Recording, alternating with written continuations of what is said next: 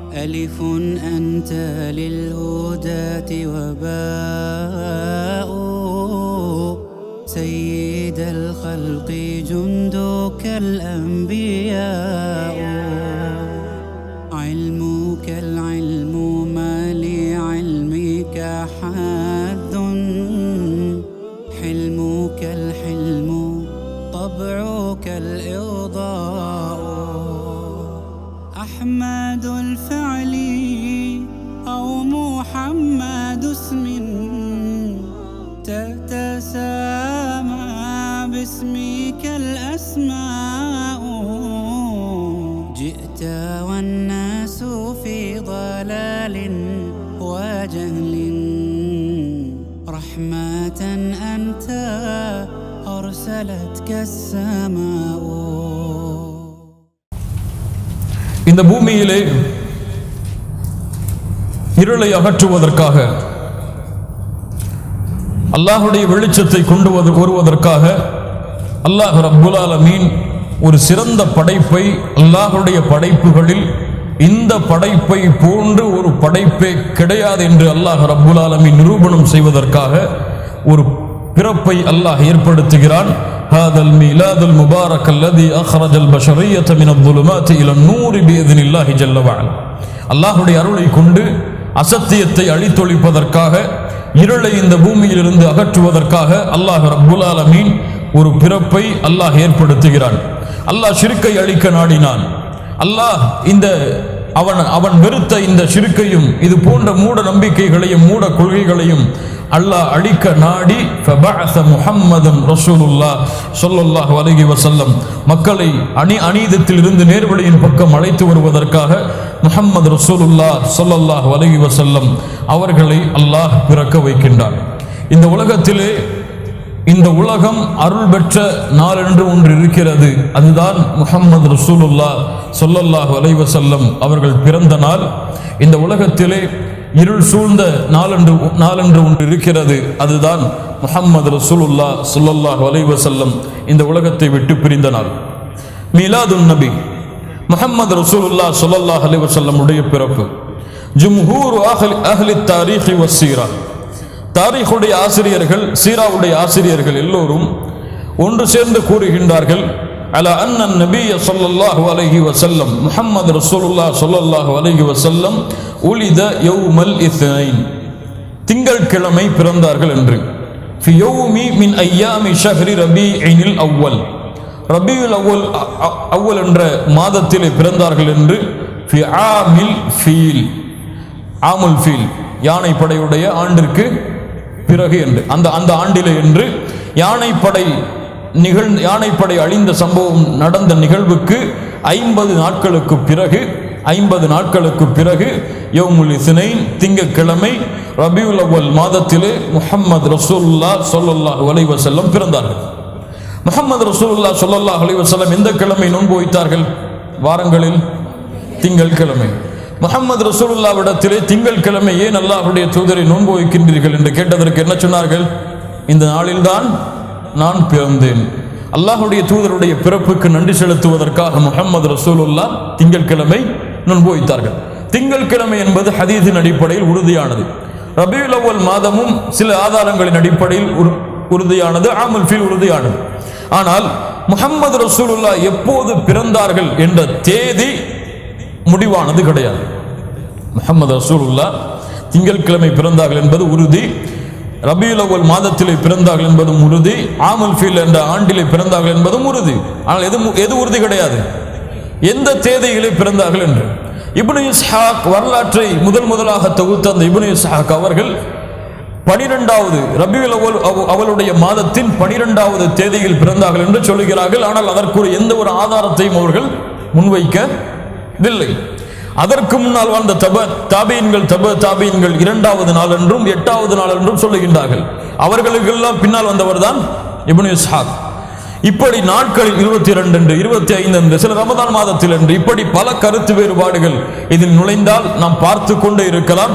இதில் ஒரு முடிவை நாம் காண முடியாது. ஏன் அந்த தேதியை முஹம்மது ரசூலுல்லாஹ் எமக்கு கூறாத பொழுது சஹாபாக்களும் அந்த தேதியை பதிவு செய்யவில்லை. ஏன்? ஒரு தேதியை கணக்கெடுப்பதெல்லாம் அல்லாஹ்வுடைய தூதருடைய காலத்திலே இருந்த முறை கிடையாது. அவர்கள் இதைத்தான் கணக்கெடுப்பார்கள், அந்த ஆண்டிலே நடந்த மிக முக்கியமான நிகழ்வை. அதுவும் முஹம்மது ரசூலுல்லாஹ், முஹம்மது இப்னு அப்துல்லாஹ் முஹம்மது ரசூலுல்லாஹ்வா மாறப் போகிறார்கள் என்று யாருக்கும் தெரியாது. அங்கே வாழ்ந்த மக்கள் யாருக்கும் தெரியாது. அதனால் அவர்கள் அந்த நாளை கூட கணக்கிடவில்லை என்ற காரணத்தையும் நான் கூறலாம். ஆனால் ரபியுல் அவ்வல் 12 என்று எப்படி மாறியது? ஹிஜ்ரி 570 பிறகுதான், ஒரு வரலாற்று சுருக்கத்திற்காக உங்களுக்கு சொல்கிறேன், 570 பிறகுதான் இந்த மீலாதுன் நபி என்று கொண்டாடப்படக்கூடிய முஹம்மது ரசூலுல்லாஹ்வுடைய பிறந்த நாள் என்று கொண்டாடப்படக்கூடிய இந்த நிகழ்வு ஹிஜ்ரி 570 பிறகுதான் வரலாற்றிலேயே தொடக்கமாகிறது. 570க்கு முன்னால் வாழ்ந்த யாரும் ரபியுல் அவ்வல் மாதம் 12ஆம் தேதியை ஒரு பெருநாளாகவோ அல்லது மீலாது நபி அல்லாஹ்வுடைய தூதர் பிறந்த நாள் என்றோ எந்த ஒரு மார்க்க அறிஞரும் எந்த ஒரு மனிதரும் கொண்டாடவில்லை. 570 மக்கள் முதலாக அறிமுகப்படுத்தும் பொழுது, ஒரு நாளை வைக்கும் பொழுது மீலாது நபியை 12வது நாளாக, முஹம்மது ரசூலுல்லாஹ் பிறந்த நாளாக 12வது நாளாக முதலாக அறிமுகப்படுத்தியதால் 570 ஹிஜ்ரிக்கு பின்னால் தான் அறிமுகப்படுத்தியதால், ஹிஜ்ரி 570 தான் அறிமுகப்படுத்தியதால் அப்படியே அது தொடர்ச்சியாக இன்று வரை மீலாது நபி ரபியுல் அவ்வல் 12ஆம் தேதியாக கொண்டாடப்படுகிறது. தவிர இது குர்ஆன் சுன்னாவின் அடிப்படையிலேயோ அல்லது சஹாபாக்களுடைய கூற்றின் அடிப்படையிலேயோ அல்லது தாபிஈன்கள் தபா தாபிஈன்களுடைய கூற்றின் அடிப்படையிலேயோ சொல்லப்பட்ட நாள் கிடையாது என்பதை மட்டும் மனதிலே வைத்துக் கொள்ளுங்கள். அந்த நாளை கண்ணியப்படுத்தலாமா, அந்த நாளிலே கொண்டாடலாமா, இதுவெல்லாம் தனியான தலைப்பு. ஆனால் முஹம்மது ரசூலுல்லாஹ் ஸல்லல்லாஹு அலைஹி வஸல்லம் அவர்களுடைய தோழர்களோ அவர்களுக்கு பின்னால் வந்த அறிஞர்களோ அவர்களுக்கு பின்னால் வந்த அறிஞர்களோ யாரும் இந்த நாளை முக்கியத்துவப்படுத்தி கொண்டாடியதாக, அதை ஒரு கண்ணியமாக நினைத்ததாக வரலாறுகள் எமக்கு கிடையாது. முஹம்மது ரசூலுல்லாஹ்வுடைய பிறந்த நாளை ஒருவர் கொண்டாட வேண்டும் என்று எண்ணினால் அவர் செய்ய வேண்டியது, முஹம்மது ரசூலுல்லாஹ் தன்னுடைய பிறப்பிற்காக எந்த கிழமை நோன்பு திங்கட்கிழமை. அவரும் நன்றி செலுத்துவதற்காக அல்லாஹ்விற்கு நாடினால் முஹம்மது ரசூலுல்லாஹ்வை இந்த பூமியில் கொடுத்ததற்கு அவரும் அல்லாஹ்வுடைய தூதருடைய வழியில் திங்கட்கிழமை நோன்பு வைப்பதுதான் அல்லாஹ்வுடைய தூதருடைய பிறந்த தினத்திற்கு நன்றி செலுத்துவதற்கு அடையாளமே தவிர அது அல்லாத மற்ற சடங்குகளை சம்பிரதாயங்களை செய்வதெல்லாம் இதுவரை 570 ஹிஜ்ரிக்கு முன்னால் வரை எந்த ஒரு வரலாற்று ஆசிரியரும் எந்த ஒரு மார்க்க அறிஞரும் அதற்கு அனுமதி இருப்பதாக எமக்கு கூறவில்லை. முஹம்மது ரசூலுல்லாஹ் ஸல்லல்லாஹு அலைஹி வஸல்லம் சுருக்கமாக எப்போது பிறந்தார்கள்? ரபியுல் அவ்வல் மாதம் திங்கட்கிழமை, ஆமுல் ஃபீல் ஆண்டிலே நாள் என்பது எமக்கு தெரியாது. அல்லாஹு அலம், அல்லாஹ் தான் அறிந்தவன். பிறக்கும் பொழுது முஹம்மது ரசூலுல்லாஹ் கத்னா செய்யப்பட்டு பிறந்தார்கள் அல்லது தலைகீழாக பிறந்தார்கள், சுஜூதிலே பிறந்தார்கள், வானத்தை நோக்கி கையை காட்டி பிறந்தார்கள், லா இலாஹ இல்லல்லாஹ் கூறி பிறந்தார்கள் என்று வரக்கூடிய அத்துணை அறிவிப்புகளும் இட்டுக்கட்டப்பட்டவை இட்டுக்கட்டப்பட்டவை. நடந்ததாக, ஒரு அதிசயம் நடந்ததாக பதிவு செய்யப்பட்ட ஒரே ஒரு அறிவிப்பு அஹ்மதிலே பதிவு செய்யப்படுகிறது. சரியான தரத்தை கொண்ட அறிவிப்பாக அல்லாஹ்வுடைய தூதர் ஸல்லல்லாஹு அலைஹி வஸல்லம் அவர்களை சொல்லுகின்றார்கள், வரஅத் உம்மி அன்னஹு யഖ்ருஜு மின்ஹா நூருன் அதாஅத் மின்ஹா குசூர் அஷ்-ஷாம். ஷாம், என்னுடைய தாய் என்னை ஈன்றெடுத்ததற்கு பிறகு அதிலிருந்து ஒரு ஒளி வெளிப்பட்டு, அந்த பிறந்த பொழுது ஒரு ஒளி வெளிப்பட்டு அந்த ஒளி ஷாமுடைய தேசத்துடைய கோட்டைகளை, ஷாமுடைய பசராவுடைய தேசத்தை நோக்கி சென்று அதை வெளிச்சமாக்கியது என்று வரக்கூடிய இந்த அறிவிப்பு மட்டும் சரியான அறிவிப்பாக அஹ்மதில் பதிவு செய்யப்பட்டிருக்கிறது. ஷாம் பொதுவாகவே பிரசித்தி பெற்ற ஒரு இடம், பரக்கத்து நிறைந்த இடம், நபிமார்கள் வாழ்ந்த ஒரு இடம், சிரியா என்று அழைக்கப்படக்கூடிய இப்போதுள்ள சிரியா ஷாமுடைய முழு தேசங்களையும் சேர்த்ததல்ல, ஒரு தனி நாடாக கருதப்படுகிறது. முழு ஷாமும் அல்லாஹ்வால் அல்லாஹ்வுடைய தூதரால் கண்ணியப்படுத்தப்பட்டது. அதில் வேண்டுமானால் இது நடந்திருக்கலாம். மற்ற நடந்த அத்துணை அறிவிப்புகளும் இட்டு கட்டப்பட்டவைதான். முஹம்மது ரசூலுல்லாஹ் ஸல்லல்லாஹு அலைஹி வஸல்லம் அவர்கள் வித்தியாசமான ஒரு பிறப்பாகவெல்லாம் பிறக்கவில்லை. ஒரு சாதாரண ஒரு குழந்தை பிறப்பது போன்றதால் முஹம்மது ரசூலுல்லாஹ் ஸல்லல்லாஹு அலைஹி வஸல்லம் இந்த பூமியிலே பிறந்தார்கள். ஒரு ஆசிரியர் அழகாக எழுதுகிறார் தன்னுடைய புத்தகத்திலே, தந்தை இல்லாத ஒரு யத்தீம் பிறந்தார் இந்த உலகத்தில் இருக்கக்கூடிய யத்தீம்களை கண்ணியப்படுத்துவதற்காக. சுப்ஹானல்லாஹ், அழகிய வரி, பதிவு செய்து கொள்ளுங்கள். தந்தை இல்லாத ஒரு யத்தீமான ஒரு குழந்தை இந்த உலகத்திலே பிறந்தது இந்த உலகத்திலே இருக்கக்கூடிய யத்தீம்கள் அனைவரையும் கண்ணியப்படுத்துவதற்காக. வத்துஹா வல்லைலி இதா சஜா மா வத்தஅக ரப்புக வமா கலா வலல் ஆখিরাতু கைருல் லக மினல் ஊலா வலசௌஃப யுஅதீக ரப்புக ஃபதர்தா அலம் யஜிதுக யதீமன் ஃபஆவா. நீங்கள் யத்தீமாக இருந்தீர்கள், அல்லாஹ் உங்களை அரவணைக்கவில்லையா? ஓ அலம் யஜிதுக யதீமன் ஃபஆவா. யத்தீமான நிலையில் ஒரு குழந்தை இந்த பூமியிலே பிறந்தது. ஏன் முஹம்மது ரசூலுல்லாஹ் பிறப்பதற்கு முன்னாலேயே யார் மரணித்து விட்டார்கள்? அவருடைய தந்தை மரணித்து விட்டார்கள். அவருடைய தாயும் அதற்கு பிறகு சிறிய ஆண்டுகளுக்கு பிறகு மரணித்து விட்டார்கள். அவருடைய பாட்டனாராகிய அப்துல் முத்தலிபும் சிறிய ஆண்டுகளுக்கு பிறகு மரணித்து விட்டார்கள். ஏன் அல்லாஹ் அவர்களை யத்தீமாக ஆக்கினான்? ஒரு மிகப்பெரிய இப்ராவை நம்முடைய வரலாற்று ஆசிரியர்கள் பாடத்தை நமக்கு கொடுக்கிறார்கள். என்ன பாடம்? யாக்கூப் அலைஹிஸ்ஸலாமுடைய பிள்ளையார் யூசுப் அலைஹிஸ்ஸலாம்.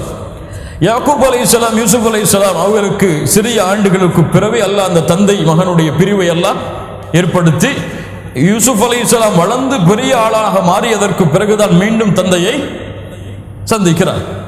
ஆனால் அவருடைய தந்தை வளர்க்கவில்லை என்ற காரணத்தால் அவர்களுடைய குணத்திலோ அல்லது அவர்களுடைய வழக்கத்திலோ ஏதாவது மாற்றம் ஏற்பட்டதா? இல்லை. ஏன்? யூசுப் அலைஹிஸ்ஸலாமுடைய அந்த வாழ்க்கையை வடிவமைத்தவன் யார்? யார்? அல்லாஹ். முஹம்மது ரசூலுல்லாஹ் ஸல்லல்லாஹு அலைஹி வஸல்லமுடைய வாழ்க்கையிலும் அந்த நிகழ்வைத்தான் அல்லாஹ் ஏற்படுத்தினான். முஹம்மது ரசூலுல்லாஹ் ஸல்லல்லாஹு அலைஹி வஸல்லம் யாருடைய அரவணைப்பில் முழுவதுமாக வளரவில்லை என்றாலும் அவருடைய வாழ்க்கையை வடிவமைத்தவன் அல்லாஹ் ரப்புல் ஆலமீன். அல்லாஹ் யாருக்கு நாடுகிறானோ அவர்களுக்கு அல்லாஹ் அந்த சிறப்பை கொடுப்பான். முஹம்மது ரசூலுல்லாஹ் ஸல்லல்லாஹு அலைஹி வஸல்லம் அவர்கள் பிறந்ததற்கு காரணம் ஒன்று, அன தஅவத்து அபி இப்ராஹிம். முஹம்மது ரசூலுல்லாஹ் ஸல்லல்லாஹு அலைஹி வஸல்லம் சொன்னார்கள், அன தஅவத்து அபி இப்ராஹிம், நான் இப்ராஹிம் அவர்களுடைய பிரார்த்தனையிலிருந்து வந்தவன். இப்ராஹிம் அலைஹிஸ்ஸலாம் என்ன பிரார்த்தனை செய்தார்கள்? சூரத்துல் பக்கராவுடைய 129வது வசனத்தில் அல்லாஹ் சொல்கிறான், ரப்பனா வபஅஸ் ஃபீஹிம் ரசூலம் மின்ஹும் யத்லு அலைஹிம் ஆயாத்திக் வ யுஅல்லிமுஹுமுல் கிதாப வல் ஹிக்ம வ யுஸக்கீஹிம் இன்னக அன்தல் அஸீஸுல் ஹகீம். இப்ராஹிம் அலைஹிஸ்ஸலாம் பிரார்த்தனை செய்தார்கள், யா அல்லாஹ், என்னிடத்திலிருந்து ஒரு ரசூலை நீ ஏற்படுத்து, அவருடைய வசனத்தை ஓதி காட்ட வேண்டும், மக்களுக்கு வேதத்தையும் ஞானங்களையும் கற்றுக் கொடுத்து அவர்களை சுத்தப்படுத்த வேண்டும். இந்த பிரார்த்தனையிலிருந்து தான் அல்லாஹ் ரப்புல் ஆலமீன் முஹம்மது ரசூலுல்லாஹ் ஸல்லல்லாஹு அலைஹி வஸல்லம் அவர்களை அல்லாஹ் படைத்தான். முஹம்மது ரசூலுல்லாஹ் இந்த உலகம் ஆரம்பிப்பதற்கு முன்னாலேயே படைக்கப்பட்டு விட்டார்கள் என்று சொல்லுவதெல்லாம் மார்க்கத்திலே புதுமைகளை ஏற்படுத்துவதுதான். முஹம்மது ரசூலுல்லாஹ் இந்த உலகம் ஆரம்பிப்பதற்கு முன்னாலேயே ஆதம் அலைஹிஸ்ஸலாம் அவர்கள் பார்த்தார்கள் அல்லாஹ்வுடைய அரிஷை. அங்கே லா இலாஹ இல்லல்லாஹ் முஹம்மது ரசூலுல்லாஹ் எழுதப்பட்டிருந்தது. அந்த முஹம்மது ரசூலுல்லாஹ் யார் என்று கேட்டார்கள். அல்லாஹ் கூறினான், இதற்கு பிறகு வரக்கூடிய நபி இவர்தான் என்று சொன்னதற்கு பிறகு அவர்களை கொண்டு அல்லாஹ்விடத்திலே மன்னிப்பை கேட்டார்கள். அல்லாஹ் மன்னித்தான் என்று வரக்கூடிய வரலாறுகள் அனைத்தும் இட்டு கட்டப்பட்டவை. அது எதுவும் சரியான வரலாறுகள் கிடையாது.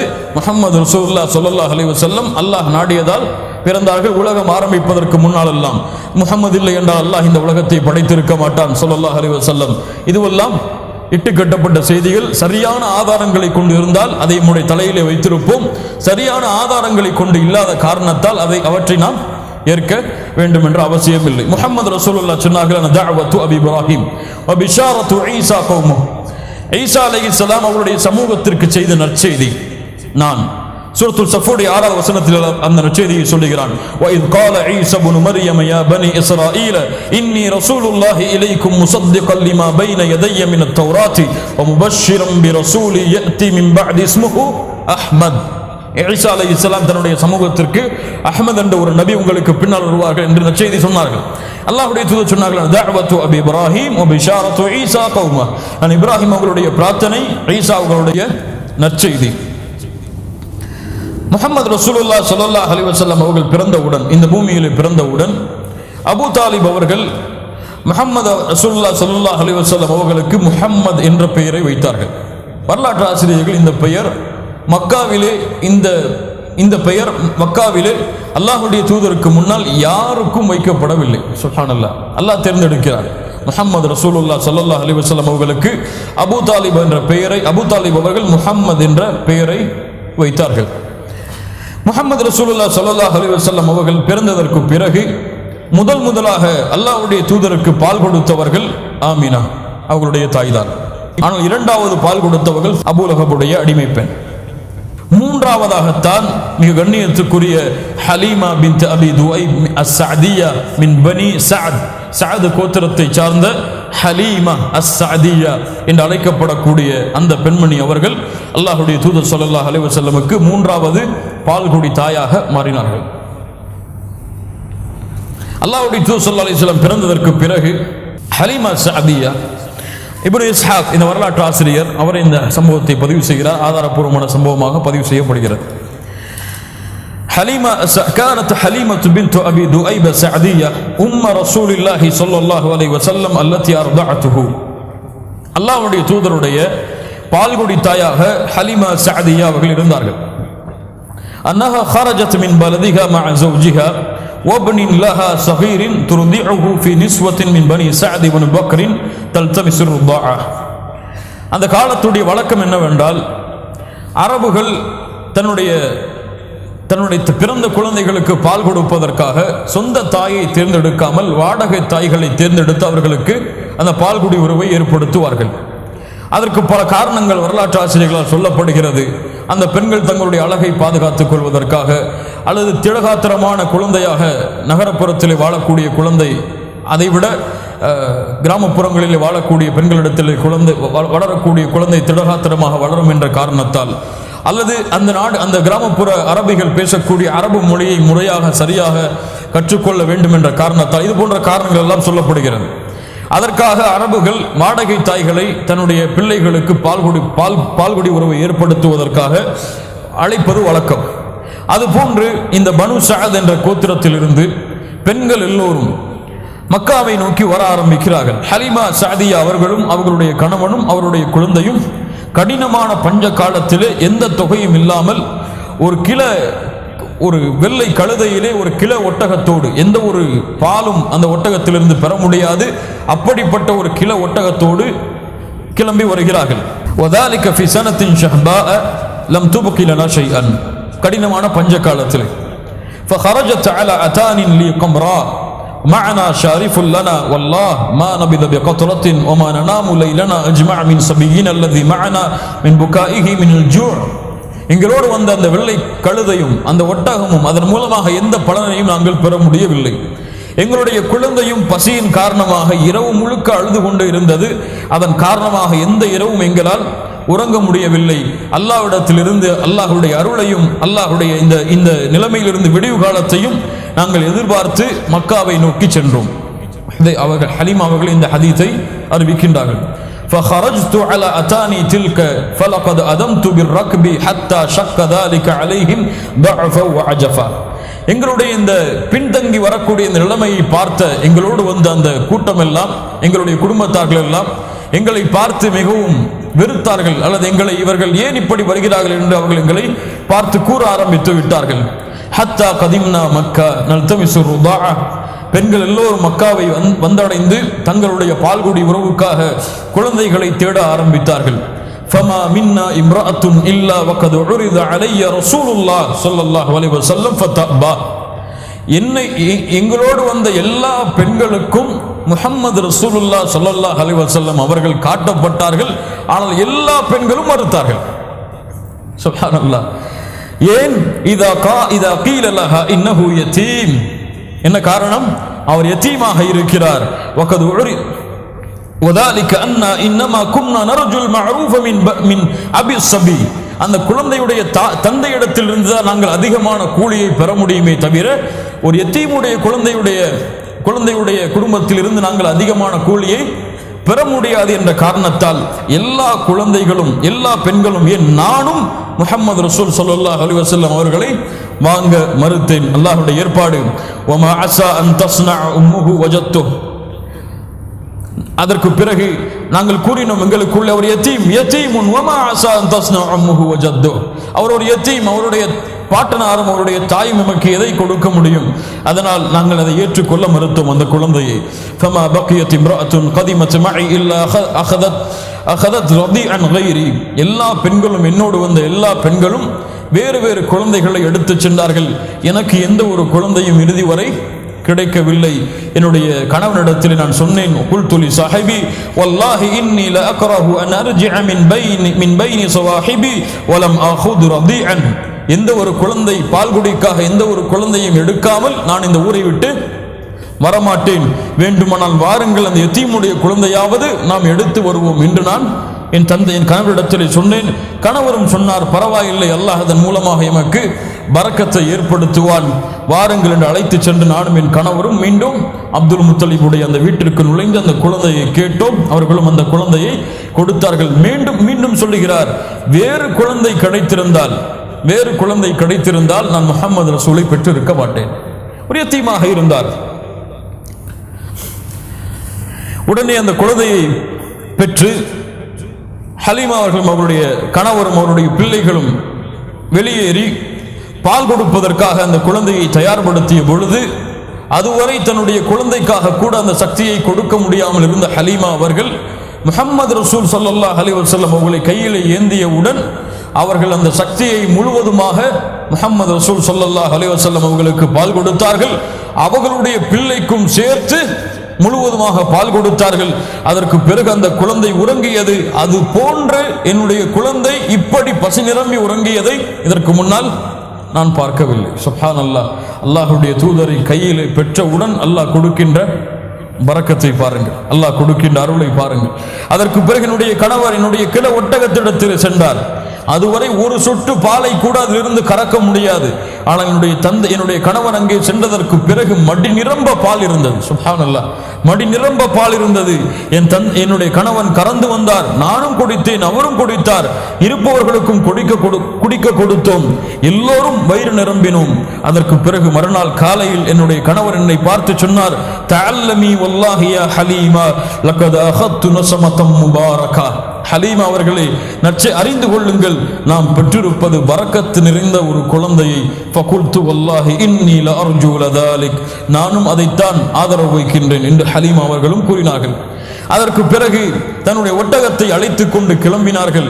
வரும்பொழுது பின்னால் நடக்க முடியாமல் வந்த ஒட்டகம் என்னுடைய குடும்பத்தாரையும் முந்தி விரைந்து சென்றது.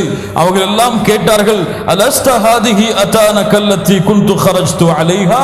நீ வரும்பொழுது கொண்டு வந்த ஒட்டகமா இவ்வளவு வெள்ளை கழுதையா இப்படி செல்கிறது? ஃபஅகூலு லஹுன்ன பலா வல்லாஹி இன்னஹா லஹிய. இதுதான் அது என்று சந்தோஷத்திலே நாங்கள் கூறினோம். அவர்கள் சொன்னார்கள், ஏதோ நடந்து விட்டது இந்த கழுதைக்கு, இந்த ஒட்டகத்திற்கு என்று. அதற்கு பிறகு நாங்கள் இந்த குழந்தையை எடுத்து சென்று மற்ற குழந்தைகளுக்கு பால் கொடுப்பது போன்று இந்த குழந்தையையும் பால் கொடுத்து நாங்கள் வளர்த்தோம். இந்த குழந்தை எங்களுடைய குழந்தையோடு வளர்ந்தது, விளையாடியது. எங்களுடைய விவசாய நிலங்கள் எல்லாம் செழிக்க ஆரம்பித்தது. யாருடைய ஒட்டகத்திடமிருந்தும் பாலும் இல்லாத நேரத்தில் கூட எங்களுடைய ஒட்டகத்திலிருந்து பால் கிடைத்து கொண்டு இருந்தது. இப்படியே எங்களுடைய நாட்கள் கழிந்தது. இந்த பரக்கத்து நிறைந்த குழந்தையோடு அல்லாஹ் கொடுக்கின்ற அருளோடும் அல்லாஹ் கொடுக்கின்ற அந்த பரக்கத்தோடும் இந்த குழந்தையோடு எங்களுடைய 2 ஆண்டுகள் கழிந்து விட்டது. அதற்கு பிறகு குழந்தையை ஒப்படைக்கக்கூடிய நாள் வந்த பொழுது எனக்கு மனமில்லை இந்த குழந்தையை மீண்டும் அந்த தாயிடத்திலே ஒப்படைப்பதற்கு. யாருக்கு மனம் வரும்? முஹம்மது ரசூலுல்லாஹ் ஸல்லல்லாஹு அலைஹி வஸல்லம் அவர்களை வளர்ப்பதற்கு அல்லாஹ் பாக்கியம் கொடுத்தார். வகான யஷீபு ஷபாபன் லா யஷிப்புல் கில்மான். மற்ற குழந்தைகள் 2 வயதில் இருப்பதை விட அதிகமான திடகாத்திரத்தோடு முஹம்மது ரசூலுல்லாஹ் ஸல்லல்லாஹு அலைஹி வஸல்லம் இருந்தார்கள். வேறு வழி இல்லாமல் நாங்கள் அழைத்து சென்றோம் முஹம்மது ரசூல் ஸல்லல்லாஹு அலைஹி வஸல்லம் அவர்களை அவர்களுடைய தாயிடத்திலே ஒப்படைப்பதற்காக. ஆனால் எங்களுடைய எண்ணமெல்லாம் முஹம்மது ரசூலை மீண்டும் எம்முடைய வீட்டிற்கு அழைத்து வந்து விட வேண்டும் என்பதுதான். தாயிடத்திலே சொன்னோம், தாயே ஆமீனா அவர்களே, நீங்கள் கொஞ்சம் விட்டுக் கொடுங்கள், மக்காவிலே அதிகமான நோய் இருக்கிறது. இன்னும் சில ஆண்டுகள் இந்த குழந்தை எங்களோடு இருந்தால் இந்த குழந்தை இன்னும் திடகாத்திரமாக வரும். அந்த தாயை சம்மதிக்க வைக்கும் வரை நாங்கள் அந்த இடத்தை விட்டு நகலவில்லை. ஒரு வழியாக சம்மதிக்க வைத்து மீண்டும் முஹம்மது ரசூல் ஸல்லல்லாஹு அலைஹி வஸல்லம் அவர்களை நாங்கள் அழைத்து வந்தோம் எங்களுடைய ஊருக்கு. ஒரு நாள் மறுபடியும் முஹம்மது ரசூல் ஸல்லல்லாஹு அலைஹி வஸல்லம் வளர்ந்து கொண்டிருக்கும் பொழுது இமாம் முஸ்லிம் ரஹிமஹுல்லாஹ் பதிவு செய்கிறார்கள். அனஸ் இப்னு மாலிக் ரலியல்லாஹு அன்ஹு அவர்கள் கூறுவதாக, முஹம்மது ரசூலுல்லாஹ் விளையாடி கொண்டிருக்கும் பொழுது அத்தாஹு ஜிப்ரீல், மிக முக்கியமான ஹதீஸ், ஜிப்ரீல் அலைஹிஸ்ஸலாம் வந்தார்கள். குழந்தைகளோடு முஹம்மது ரசூல் விளையாடி கொண்டிருக்கிறார்கள். அவரை பிடித்து அவர்களை வலுக்கட்டாயமாக மயக்கடிக்க வைக்கின்றார்கள் அல்லது கீழே சாய்க்கின்றார்கள். அவருடைய கல்வை பிளந்தார்கள். அதிலிருந்து இதயத்தை வெளியே எடுத்தார்கள். அந்த இதயத்திலிருந்து ஒரு சதை துண்டை வெளியே எடுத்தார்கள். சொன்னார்கள், இதனுடைய இதயத்தில் ஷைத்தானுடைய பங்காகும். சுப்ஹானல்லாஹ், ஹாதா ஹத்து ஷைத்தானி மின்க, இதனுடைய இதயத்தில் ஷைத்தானுடைய பங்காகும் என்று கூறி ثم غسله في طست من ذهب من بماء زمزم, தங்க தட்டிலே வைத்து, சுப்ஹானல்லாஹ், முஹம்மது ரசூலுடைய இதயத்தை சுமப்பதற்கு தங்க தட்டிலே வைத்து ஜம்சம் நீரால் அந்த இதயத்தை, அந்த சதை துண்டை எடுத்ததற்கு பிறகு குளிப்பாட்டினார்கள். பின்னால் அந்த இடத்திலேயே வைத்து அதை தைத்து விட்டார்கள். விளையாடி கொண்டிருந்த அந்த ஹலீமா சஅதியாவுடைய குழந்தைகள் விரைவாக அவங்க இடத்துல சென்று, இன்ன முஹம்மதன் கது குத்தில், முஹம்மது இறந்து விட்டார் ஸல்லல்லாஹு அலைஹி வஸல்லம் என்று பயத்திலே கூறினார்கள். நாங்கள் விரைவாக சென்று அவர்கள் பார்த்தார்கள், நிறம் மாறியவராக இருந்தார். சுப்ஹானல்லாஹ், முஹம்மது ரசூலுல்லாஹ் ஸல்லல்லாஹு அலைஹி வஸல்லம் அவருடைய இதயத்தை பிளக்கிறார்கள். இதயம் வெளியே எடுத்து ஒரு சதை துண்டு வெளியே எடுக்கப்பட்டு ஷைத்தானுடைய பங்கு என்று கூறி ஜம்சம் நீரால் குளிப்பாட்டப்பட்டு மீண்டும் வைக்கப்படுகிறது. முஹம்மது ரசூலுல்லாஹ் எந்த பயமும் இல்லாமல் உட்கார்ந்து கொண்டிருக்கிறார்கள்.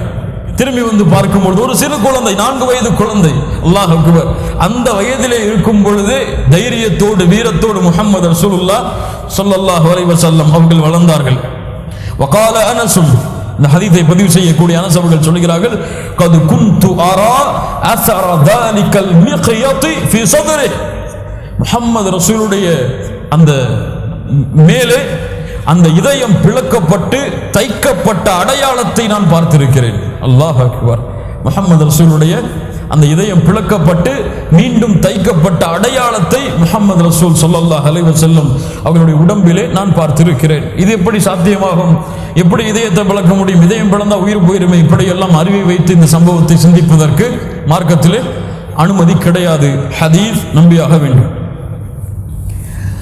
அதற்கு பிறகு இந்த நிகழ்வு நடந்ததற்கு பிறகு முடிச்சிடும் 5 நிமிஷத்துல இன்ஷா அல்லாஹ். நிகழ்வு நடந்ததற்கு பிறகு ஹலீமா சஅதியா அவர்கள் பயம் கொண்டு மீண்டும் தாயிடத்திலே இந்த குழந்தையை ஒப்படைத்து விடுவோம் என்று தாயை சந்திக்க மக்காவிற்கு வந்து தாயிடத்திலேயே குழந்தை முஹம்மது ரசூலுல்லாஹ் ஸல்லல்லாஹு அலைஹி வஸல்லம் அவர்களை ஒப்படைக்கிறார்கள். 6 வயது வரை முஹம்மது ரசூலுல்லாஹ் ஸல்லல்லாஹு அலைஹி வஸல்லம் ஆமீனா அவர்களிடத்திலேயே வளர்கிறார்கள். ஆமீனா அவர்கள் தன்னுடைய கணவனுடைய கபரை பார்ப்பதற்காக மதீனாவிற்கு சென்று திரும்பக்கூடிய வழியில் நோய்வாய்ப்பட்டு இறந்து விடுகிறார்கள். முஹம்மது ரசூலுல்லாஹ் ஸல்லல்லாஹு அலைஹி வஸல்லம் 6 வயதை அடைந்த பொழுது, 6 வயதை அடைந்ததிலிருந்து அப்துல் முத்தலிப், அல்லாஹுடைய தூதருடைய பாட்டனராகிய அப்துல் முத்தலிப் அவர்கள் அந்த குழந்தையை எடுத்து வளர்க்க ஆரம்பிக்கின்றார்கள். மற்ற குழந்தைகளுக்கு கொடுக்கக்கூடிய பாசத்தையும் அன்பையும் விட அப்துல் முத்தலிப் தன்னுடைய பேரனாகிய முஹம்மது ரசூலுல்லாஹ் ஸல்லல்லாஹு அலைஹி வஸல்லம் அவர்களுக்கு அதிகமான பாசத்தையும் அன்பையும் வழிகாட்டி வளர்க்கிறார்கள். மக்காவிலே கஅபாவிலே அவர்களுக்கென்று ஒரு தனி இடம் இருந்தது. அந்த இடத்திலே யாரையும் அப்துல் முத்தலிப் உட்கார விட மாட்டார்கள், யாரும் உட்காரவும் மாட்டார்கள் அப்துல் முத்தலிபுடைய மரியாதைக்காக. ஆனால் முஹம்மது ரசூலுல்லாஹ் ஸல்லல்லாஹு அலைஹி வஸல்லம் அவர்கள் உட்காரும் பொழுது அப்துல் முத்தலிப் எந்த தடையும் சொல்ல மாட்டார்கள். அவர்களை முஹம்மது ரசூல் அந்த இடத்திலே உட்காருவதை சில தடுக்கும் பொழுது கூட, விடுங்கள், அவருக்கென்று ஒரு தனி இடம் இருக்கிறது என்னிடத்திலே, சுப்ஹானல்லாஹ், அவருக்கென்று ஒரு தனி மரியாதை கண்ணியம் என்னிடத்தில் இருக்கிறது, அவர் அந்த இடத்திலே உட்காரட்டும் என்று கூறி முஹம்மது ரசூலுல்லாஹ் ஸல்லல்லாஹு அலைஹி வஸல்லம் அவர்களுடைய தலைமுடியை தடவிக்கொண்டே அப்துல் முத்தலிப் இருப்பார்கள். எவ்வளவு அழகான பாக்கியம் கண்ணியத்துக்குரிய நண்பு சகோதரிகளே. இப்படி அவர்களுடைய 8 வயது கழிந்தது. 8 வயதிலே அல்லாஹ் ரப்புல் ஆலமீன் அப்துல் முத்தலிப் அவர்களையும் தன்னிடத்திலே அழைத்துக் கொள்கிறான். தாயும் இறந்து விடுகிறார்கள், தந்தையும் இறந்து விடுகிறார்கள், பாட்டனாரும் இறந்து விடுகிறார். அதற்கு பிறகு பாட்டனார் இருக்கும் பொழுதே தனக்கு பிறகு பார்த்துக் கொள்வதற்காக தன்னுடைய மகனுடைய இன்னொரு சகோதரனாகிய அபூ தாலிப் அவர்களை தேர்ந்தெடுத்து முஹம்மது ரசூலை ஒப்படைக்கின்றார்கள். 8 ஆண்டுகளுக்கு பிறகு இவ்வளவு பெரிய இழப்புகளையும் தாங்கிக் கொண்டு அந்த சிறு குழந்தை மக்காவிலே வளர்கிறது. எப்படி வளர்கிறது, எப்படி அல்லாஹ் ரப்புல் ஆலமீன் அந்த குழந்தையை வளர்த்தான், அவர்களுடைய 40 வயதுக்கு முன்னால் வரை என்னவெல்லாம் நடந்தது அவர்களுடைய வாழ்க்கையில் என்பதை இன்ஷா அல்லாஹ் அடுத்த வகுப்பிலே நாம் பார்ப்போம். அல்லாஹ் ரப்புல் ஆலமீன் அதற்கு அருள் செய்யட்டும். அல்லாஹ் ரப்புல் ஆலமீன் அதற்கு உதவி செய்யட்டும். அல்லாஹ் ரப்புல் ஆலமீன் நாம் கற்ற கல்வியை புரிவதற்கும் அதை செயல்படுத்துவதற்கும் பிறருக்கு எடுத்து வைப்பதற்கும் அல்லாஹ் ரப்புல் ஆலமீன் எமக்கு வாய்ப்பை அளிப்பானாக. ألف أنت للهداة وباء سيد الخلق جندك الأنبياء